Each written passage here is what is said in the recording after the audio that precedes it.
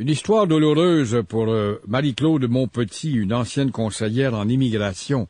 Exonérée ou pas, lavée ou pas par la justice, parfois il arrive que vous demeurez coupable. Marie-Claude Montpetit en sait quelque chose. Elle aurait été victime de ses clients et de la police. Et pourtant, elle a été lavée des accusations qui pesaient contre elle. Elle attaque 3 policiers maintenant en déontologie. Madame Montpetit, bonjour. Bonjour, Monsieur Pro. Pour nous faire une histoire courte, vous étiez conseillère en immigration. On vous a quoi, accusé de demander un pourboire aux immigrants, c'est ça? Pas tout à fait ça? Je reconnais votre humour.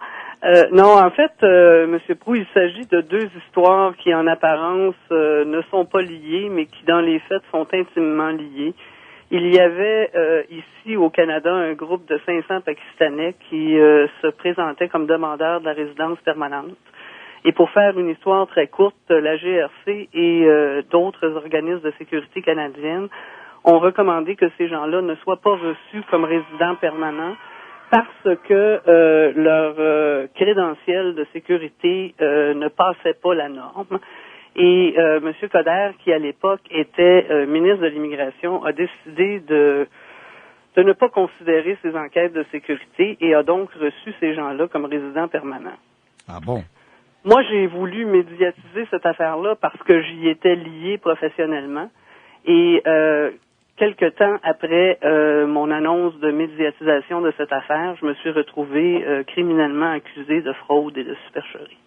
Ah oui, mais juste avant de rentrer dans la fraude ou l'accusation, vous penchiez du côté de Coderre qui disait « acceptons les Pakistanais » ou de la police montée qui disait « prenez votre temps avant d'accepter ces gens-là ». En fait, moi, je n'avais pas à prendre parti ni pour l'un ni pour l'autre. Je représentais des gens qui étaient, malgré eux, impliqués dans cette histoire-là, c'est-à-dire qu'ils n'étaient pas, mes clients n'étaient pas visés par les enquêtes de sécurité qui recommandaient qu'ils soient déportés.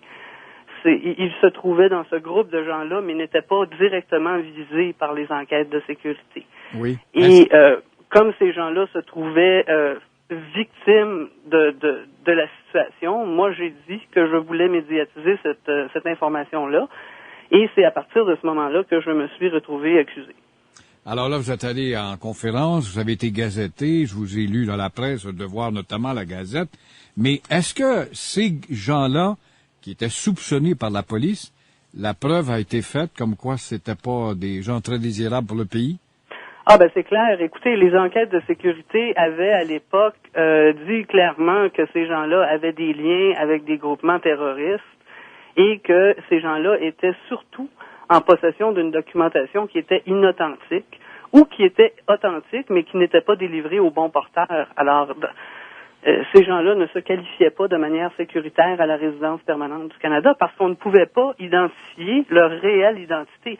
En fait, ces gens-là lavaient leur identité à travers des documents d'identification nationale qu'ils avaient obtenus soit par un achat ou soit par d'autres transactions.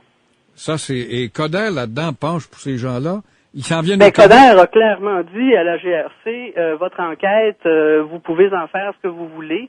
Moi, je considère que ces gens-là doivent être admis et il a recommandé que les enquêtes ne soient pas considérées, puis il a ordonné aux fonctionnaires d'Immigration Canada de déconsidérer les enquêtes, puis de remettre les faux documents à ces gens-là et de les accepter comme résidents permanents. Ça, c'était des réfugiés, ça? Pas tous. Pas tous. Il y en avait qui se portaient demandeurs au titre de réfugiés, mais il y en avait qui se portaient demandeurs dans d'autres catégories d'immigration. Et tout ce monde-là voulait s'établir au Québec pour enrichir notre personnalité, bien sûr. Je ne sais pas si c'est pour enrichir notre personnalité, mais c'est certainement pour laver leur identité. Oui. Et Coderre, qui avait annoncé à grand renfort quand il était ministre de l'Immigration, je l'avais lu dans un journal de New Delhi, qu'il favorisait prioritairement la venue d'immigrants qui devaient apprendre le français. Est-ce que c'était le cas de ces 50 moineaux-là? On parle pas de 50, on parle de 500 personnes. On parle d'un groupe de 500 personnes. Est-ce que c'était le cas de ces 500-là? Et s'ils étaient francophones, de souche francophone? Ou francophonisables? Ben, il faudra leur demander à eux. Oui. Moi, je n'ai pas eu dans ma carrière beaucoup d'occasions de représenter les francophones. J'avais pas besoin de répondre, Madame Montpetit. J'avais dû dialoguer avec ce monde-là. Je sais tout ça par cœur. Maintenant, là, voilà que la police vous accuse d'avoir gazetté ça, mais quelle faute il y avait là-dedans? Il n'y avait pas de quoi à vous Mais en porter. fait, la police ne m'a jamais accusé d'avoir voulu médiatiser cette information-là. Ce qu'on a fait, c'est qu'on m'a accusé de fraude et de supercherie pour m'empêcher de jouir de la crédibilité, justement pour médiatiser cette histoire-là. Parce que, soyons honnêtes, Monsieur Proulx, lorsqu'on est accusé de fraude et de supercherie, et que dans le cadre d'un procès qui se conduit sur ces accusations-là, on allègue aussi que j'aurais fabriqué des documents, comment vouliez-vous que les médias me donnent la crédibilité nécessaire, me mettent en onde pour attaquer un ministre qui avait rendu des directives illégales? Ouais. C'est bien sûr que M. Coderre, à l'époque, aurait dit, mais voyons donc, qui est cette dame? Elle est accusée de fraude, elle a fabriqué de la documentation, alors comment sait-on si ce qu'elle dit à propos de moi n'est pas inexact?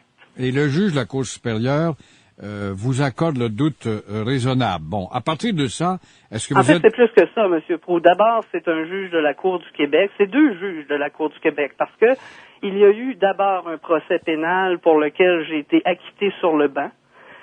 Et par la suite, la Couronne, le procureur général du Québec, a fait fi de ce premier acquittement qui était basé sur la même preuve.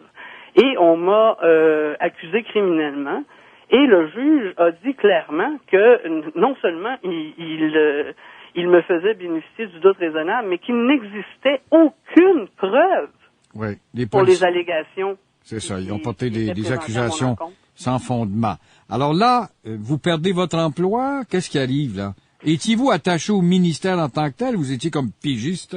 Non, j'étais praticienne privée, j'avais ma propre étude et je faisais ça depuis 16 ans. D'accord. Et depuis ce temps-là? Et tout fonctionnait très bien. Et là, vous êtes exonéré, mais votre clientèle s'est volatilisée, je suppose, c'est ça? D'abord, la clientèle s'est volatilisée, mais en plus de ça, il y a Immigration au Canada qui se fait un plaisir de recommander à mes clients de changer de représentant parce que cela activerait leur dossier. Alors, mettez-vous à la place de gens qui viennent ici, et moi, j'étais spécialisé en matière de travailleurs qualifiés. Alors, mettez-vous à la place des compagnies qui veulent faire venir des gens ici pour des périodes de travail déterminées. Ils n'ont pas le temps de s'empêtrer dans des histoires. Est-ce que Mme Montpetit est coupable? L'a-t-elle été? Ne l'a-t-elle pas été? Je veux dire, ces gens-là, c'est des gens d'affaires. Ils veulent faire des affaires et ils n'ont pas le temps de savoir si Mme Montpetit est coupable ou si elle n'est pas coupable ou si on aurait dû l'engager ou pas l'engager. Oui. Alors, victime de vos clients et de la police, vous êtes exonéré, vous passez devant deux juges. Qu'est-ce qui arrive au moment où on se parle, là? Au moment où on se parle, ces gens-là ont carrément détruit ma vie. Je suis actuellement sans ressources et je ne peux plus pratiquer ma profession que je pratiquais pourtant avec beaucoup de professionnalisme, je vous dirais. Et oui, mais vous demeurez avocate, vous n'êtes pas radié quand même? Je ne suis pas avocate. Je pratiquais à titre de juriste, je pratiquais à titre de conseil en immigration. D'accord. Alors là, quel est votre recours? Évidemment, j'ai des recours civils contre le procureur général du Québec, contre Immigration Canada et contre la police. Mais je vous dirais qu'après 6 ans de bataille judiciaire, 628 000 $ que ça m'a coûté en date où je vous parle, là. Oh là là! Vous savez, c'est beaucoup d'argent à 45 ans. 628 000 $, c'est énormément d'argent, M. Proulx. Et je ne comprends pas que le gouvernement conservateur qui s'est fait élire sur la bannière de l'honnêteté et de la transparence, je ne comprends pas que ces gens-là continuent de protéger aujourd'hui les deux plaignants qui sont des prostituées avouées. Ils l'ont admis devant le juge, ce sont des Madame était une danseuse plus. Oui. Elle se prostitue sur l'Internet, son supposé conjoint de fait est aussi un danseur. Je ne comprends pas, moi, que le gouvernement ne réponde pas aux demandes du député Gravel qui m'a gentiment offert sa collaboration. Je comprends pas ça. M. Gravel s'est adressé personnellement au bureau de certains ministres et on lui a répondu qu'on n'avait pas le temps de s'occuper de cette histoire-là. Est-ce qu'ils attendent que ça devienne un dossier qui va éclater, ça? Madame Montpetit, il est peut-être temps qu'il éclate parce qu'on a vu le ridicule, justement, faire venir ici des immigrants qui représentent pas un gros investissement pour le renforcement culturel et la texture du pays, telles des danseuses. Et ça a passé comme du beurre dans le poêle, et on n'en parle plus, et vous me semblez me démontrer que le statu quo demeure. Faudra y revenir, et je vous remercie beaucoup, madame. Je vous remercie infiniment de m'avoir entendu. Et bonne chance. Au revoir. Marie-Claude Monpetit, vous avez vu, cette ancienne conseillère en immigration qui a été lavée pourtant par la justice. Elle a été exonérée des accusations qui pesaient contre elle. Et maintenant, elle attaque 3 policiers en déontologie. Ça va être long.